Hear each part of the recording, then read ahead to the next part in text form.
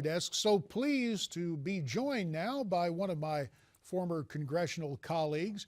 He is Dr. Ron Paul, the chairman of the Campaign for Liberty.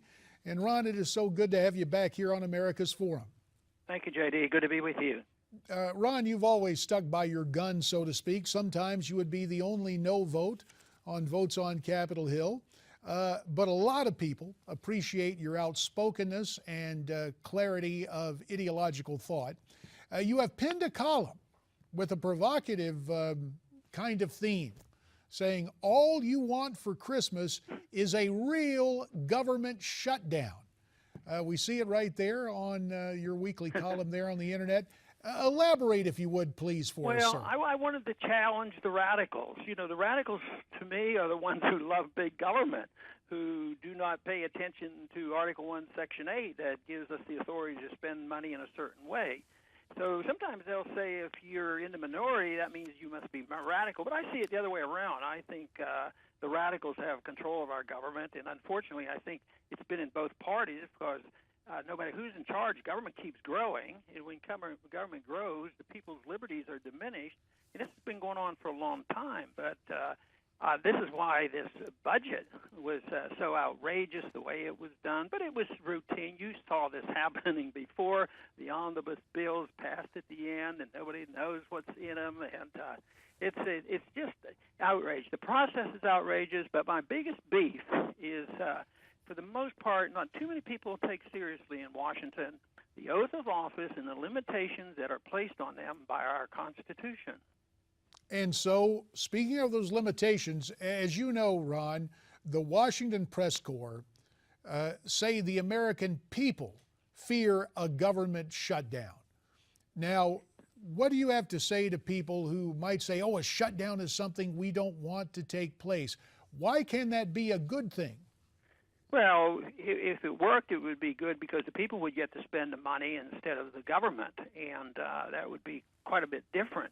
But, you know, I think this fear-mongering and the people you mentioned that came out of Washington, but I bet if you went out and did an honest poll of the American people, if they remember when the last shutdown was and how they suffered, I don't think you'd find many people saying, oh, it was horrible, you know, I couldn't get this, my check didn't come, I didn't get my Social Security. But they claim that they just closed down the non-essential services, and that's about 17% or so. I don't think that many people noticed it. And unfortunately, they try to make it high profile. Oh, you can't visit the Washington Monument, so that's the picture of on the TV at night. But no, a real shutdown would be a bit of a change, that we would have a different role for government. Government would be there to protect our liberties, but not to run a welfare state, nor to manage a world empire. And this is what's driving us down, and this is what is bankrupting our country, and this is why we're in a precarious situation.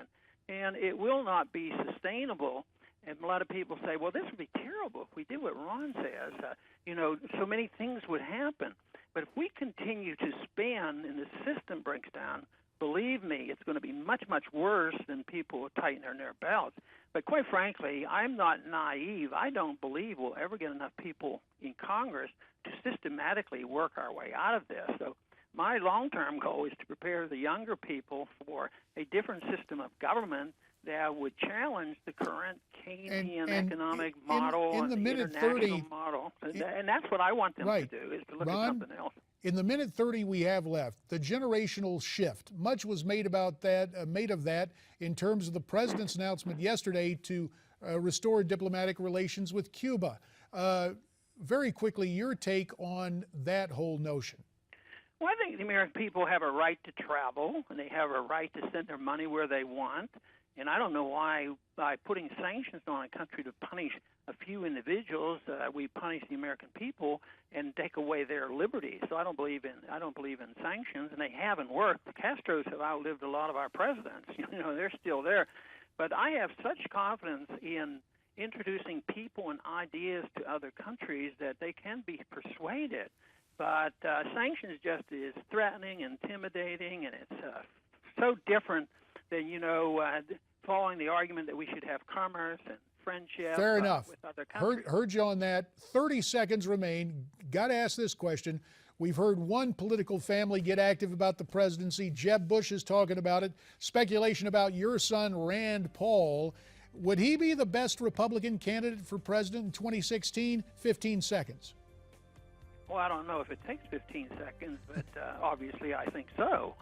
I mean, with the current crop of Republican candidates, I think he's far superior. Well, that's a little bit of fatherly pride. We wanted to get that in there. Ron Paul, Merry Christmas. Thanks for